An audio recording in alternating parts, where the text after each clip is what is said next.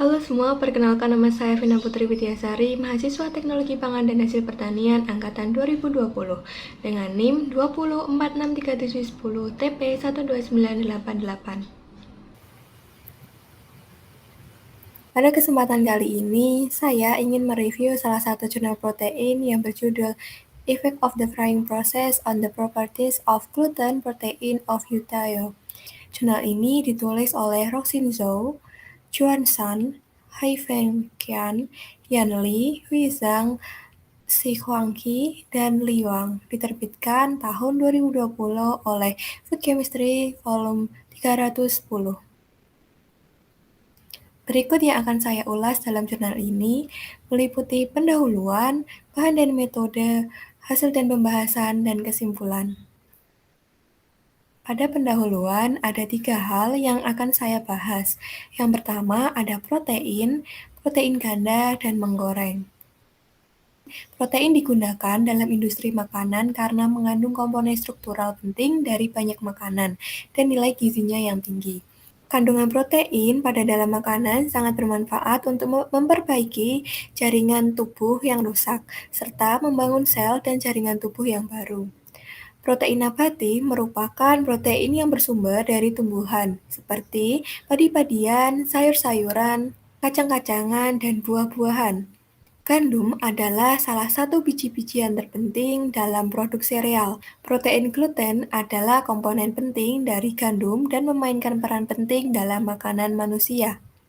Nutrisi gandum yang terpenting adalah protein, karena mengandung 10-15% dari total berat. Selanjutnya ada protein gandum. Protein gandum diklasifikasikan menjadi 5 bagian, yaitu albumin, globulin, gliadin, glutenin, dan protein yang tidak diekstraksi. Protein gluten yang paling penting adalah gliadin dan glutenin, karena menyumbang 80-85% dari total protein gandum. Gliadin ikut berpartisipasi dalam pembentukan ikatan disulfida antar molekul dan intramolekul. Glutenin berpartisipasi berikatan silang melalui beberapa subunit melalui ikatan disulfida antar molekul, antara lain High Molecular Weight Gluten in Subunit atau HMWGS dan Low Molecular Weight Glutenin Subunit atau LMWGS. Selanjutnya ada menggoreng. Pada umumnya, menggoreng adalah proses dehidrasi cepat dalam minyak pada suhu tinggi. Makanan yang digoreng sangat populer karena rasanya yang unik dan umur simpannya yang lama. Selama proses penggorengan, komponen utama gandum seperti pati, protein, dan serat pangan saling berinteraksi dan mempengaruhi kualitas produk. Mempersingkat waktu penggorengan dapat mengurangi kandungan minyak dalam makanan yang digoreng. Selanjutnya ada bahan dan metode. Ada 10 hal yang akan saya bahas dalam bahan dan metode. Pertama, ada bahan, selanjutnya ada persiapan sampel, ketiga, ekstraksi protein, keempat, pola SCS batch, kelima, spektroskopi inframerah, transformasi inframerah. Yang keenam, ada kandungan ikatan disulfida. Yang ketujuh, ada penentuan kelarutan dalam larutan yang berbeda. Yang kedelapan, ada pengukuran spektrum fluoresensi intrinsik. Yang kesembilan, ada analisis hidrofobisitas permukaan atau H0. Dan yang kesepuluh, ada analisis statistik. Yang pertama, ada bahan. Tepung terigu, kandungan karbohidrat, protein, kadar air, lemak, dan gluten basah, serta gula, garam, soda kue, dan bahan pengawet. Untuk persiapan sampel, ada formula asli untuk pembuatan yotio adalah tepung, ragi, air suling, soda kue, garam, dan gula. Untuk komposisi dicampur dalam mixer selama 10 menit. Adonan diistirahatkan selama 10 menit, diuleni selama 1 menit, dan diistirahatkan kembali pada suhu 30 derajat Celcius dengan kelembapan 80% selama 120 menit. Terakhir, adonan dibagi menjadi beberapa bagian yang digoreng pada suhu yang berbeda selama 1 menit. Sampel adonan dan yotiao direndam dalam anhidrat ether selama 12 jam, kemudian dikeringkan dan digiling.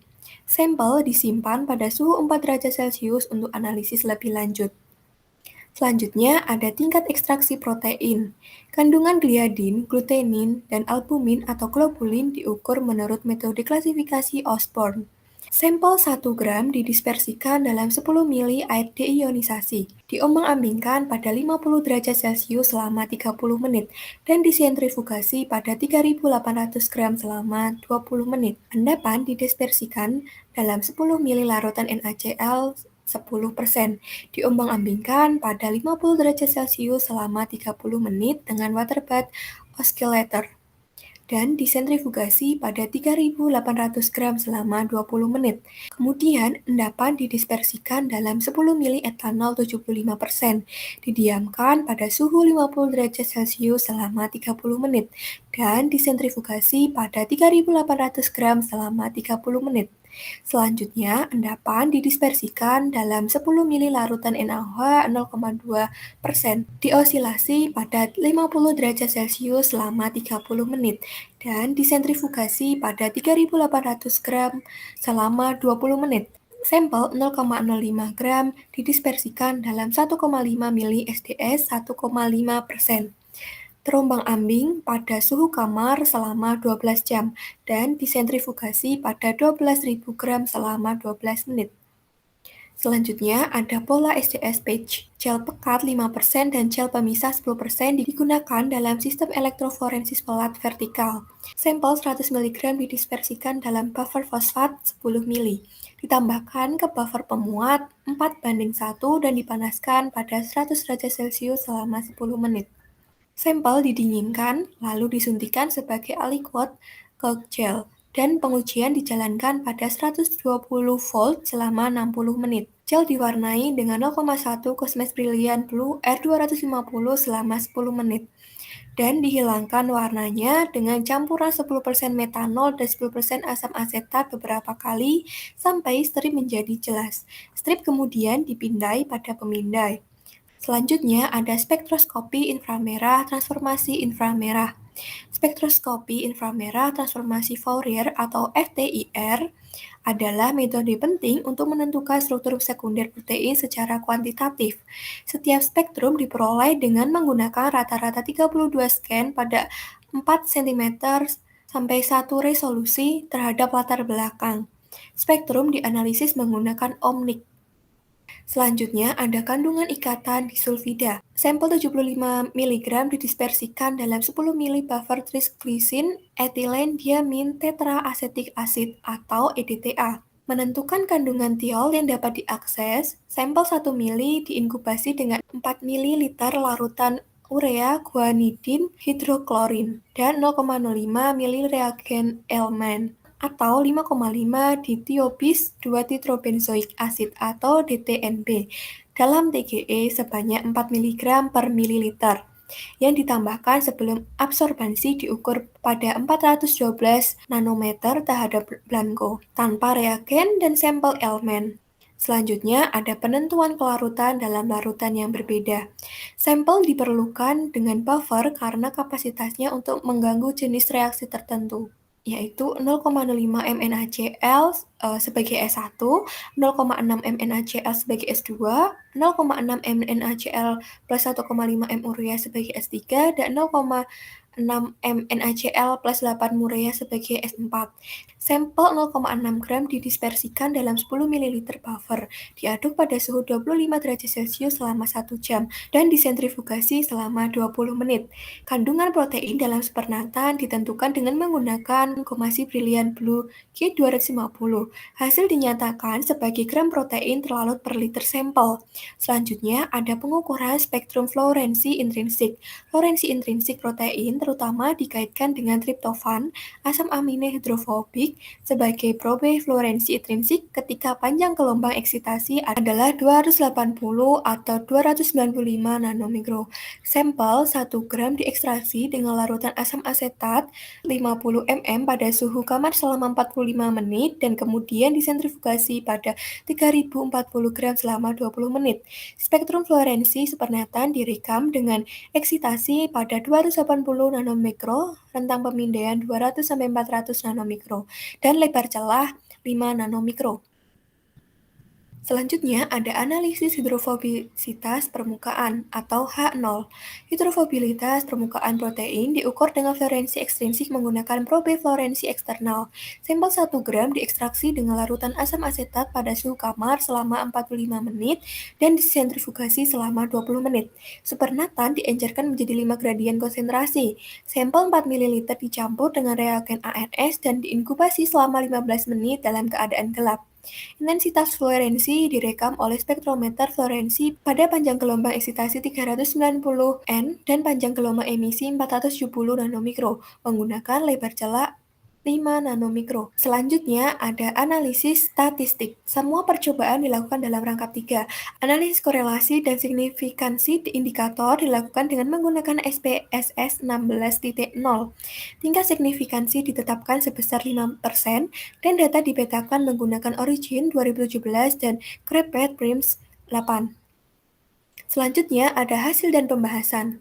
Ada 4 hal yang akan saya bahas dalam hasil dan pembahasan, meliputi distribusi berat molekul, struktur sekunder, hidrofibilitas permukaan, dan analisis interaksi kimia. Selanjutnya ada distribusi berat molekul. Proses penggorengan berpengaruh nyata terhadap gluten yang mengakibatkan terbentuknya agregat bulat jaringan gel melalui interaksi antara rantai peptida yang rusak. Jadi yang kiri ini adalah pengaruh suhu penggorengan terhadap kandungan keempat komponen protein gandum. Ternyata setelah digoreng kandungan protein larut garam, gliadin, glutenin berkurang secara signifikan karena agregasi protein dan menjadi bagian dari fraksi tidak larut SDS yang dihasilkan dari denaturasi atau ikatan silang melalui ikatan disulfida. Sedangkan kandungan GMP meningkat dengan meningkatnya suhu penggorengan, karena kandungan GMP berhubungan positif dengan derajat agregasi gluten dan berkorelasi negatif dengan homogenitas jaringan gluten. Oleh karena itu, proses penggorengan menyebabkan jaringan gluten tidak rata dan lebih longgar. Selanjutnya ada distribusi berat molekul. Elektroforensis reduksi SDSPH umumnya digunakan untuk menganalisis distribusi ukuran molekul protein. Jadi yang kiri ini atau gambar yang kedua ini adalah pengaruh suhu penggorengan terhadap profil protein gluten. Intensitas pita elektroforesis yang diamati menjadi lebih ringan setelah penggorengan, sejalan dengan variasi kandungan gliadin dan glutenin yang digambarkan pada gambar yang pertama. Hal ini menunjukkan bahwa protein dikumpulkan tidak hanya melalui ikatan disulfida, tetapi juga interaksi lainnya. Setelah penggorengan, intensitas pita elektroforensis berkurang secara signifikan, tetapi tidak ada pita baru yang muncul. Selanjutnya ada struktur sekunder. Jadi yang kiri ini atau gambar ketiga ini adalah proporsi relatif dari struktur sekunder protein pada suhu yang berbeda dari sampel goreng. Yang A ini atau PSID meningkat setelah digoreng, yang menunjukkan peningkatan agresi protein molekul. Sedangkan yang B ini atau B-turns menurun setelah digoreng, yang menunjukkan bahwa protein terlipat lebih jauh, memungkinkan protein untuk berpolimerasi ke skala makromolekul lebih mudah. Sedangkan yang C ini atau alpha helix menurun setelah digoreng, karena helix dalam gluten dilepaskan secara bertahap setelah pemanasan. Sementara yang C ini atau kumparan acak menunjukkan tren yang meningkat setelah penggorengan, karena gluten tidak dilepaskan. Selanjutnya ada hidrofobilitas permukaan. Yang kiri ini atau gambar keempat merupakan penggorengan menyebabkan penurunan besar H0 yang berbanding terbalik dengan peningkatan suhu penggorengan. Penurunan H0 yang tajam menunjukkan bahwa residu asam amino aromatik pada permukaan gluten tertimbun setelah digoreng. Menurut pola protein SDS-PAGE, penggorengan menginduksi permukaan ikatan protein rantai panjang dan mengubah protein HMB menjadi protein LMB. Akibatnya, penurunan signifikan dalam H0 diamati selama penggorengan. Selanjutnya ada analisis interaksi kimia. Jadi, gambar yang A ini adalah pengaruh suhu penggorengan terhadap ikatan disulfida pada gluten. Ketika suhu penggorengan meningkat, protein LMB beragregasi ke polimer tak larut SDS melalui ikatan disulfida. Namun, pemanasan menyebabkan denaturasi parsial protein dengan gugus hidrofobik menjadi terbuka. Sedangkan yang B adalah pengaruh perbedaan kelarutan protein dalam pelarut pereduksi yang berbeda. Hal ini dapat digunakan sebagai indikator tidak langsung dan interaksi non-kovalen gluten. Kelarutan gluten dalam buffer S1 dan S2 sangat rendah, menunjukkan bahwa ada sedikit residu asam amino yang dapat terionisasi dan tingkat ikatan ionik yang rendah. Tindakan ikatan ionik melemah ketika suhu penggorengan meningkat. Selanjutnya, untuk gambar yang C dan yang D adalah pengaruh buffer dengan urea konsentrasi tinggi menghambat interaksi hidrofobik antara protein, menghasilkan ekstansi lengkap protein, penghancuran struktur spesial, dan peningkatan kelarutan yang signifikan. Ikatan hidrogen dan interaksi hidrofobik dihancurkan setelah penggorengan, tetapi interaksi hidrofobik masih memainkan peran penting dalam gluten. Selanjutnya, ada kesimpulan. Setelah digoreng, gluten dibuka dan didekomposisi membuat struktur mudah diakses untuk agregasi. Analisis struktur sekunder dan tersier jaringan gluten berubah setelah digoreng, dan interaksi kimia utama dalam jaringan gluten adalah ikatan disulfida dan interaksi hidrofobik. Selanjutnya, suhu penggorengan yang lebih tinggi melemahkan fleksibilitas rantai protein yang mengarah ke jaringan gluten yang lebih longgar. Berikut adalah daftar pustaka yang saya gunakan. Sekian review jurnal protein dari saya, kurang lebihnya mohon maaf, terima kasih.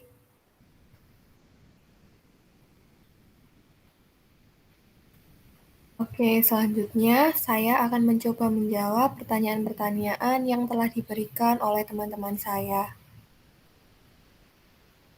Pertanyaan pertama. Pertanyaan pertama, bagaimana jika tingkat alpha helix meningkatkan suhu penggorengan? Jika alpha helix meningkatkan suhu penggorengan, berarti menunjukkan bahwa protein LMW yang dihasilkan dari penggorengan berkumpul kembali menjadi struktur protein yang lebih stabil sebagai fungsi dari suhu penggorengan. Selanjutnya, pertanyaan yang kedua, apa kegunaan spektroskopi fluoresensi? Spektroskopi fluoresensi digunakan untuk mengukur hidrofobisitas permukaan protein dalam larutan berair, yang menganalisis struktur protein dengan probe fluoresensi ekstrinsik atau ANS dan triptofan fluorophore intrinsik. Selanjutnya ada pertanyaan yang ketiga.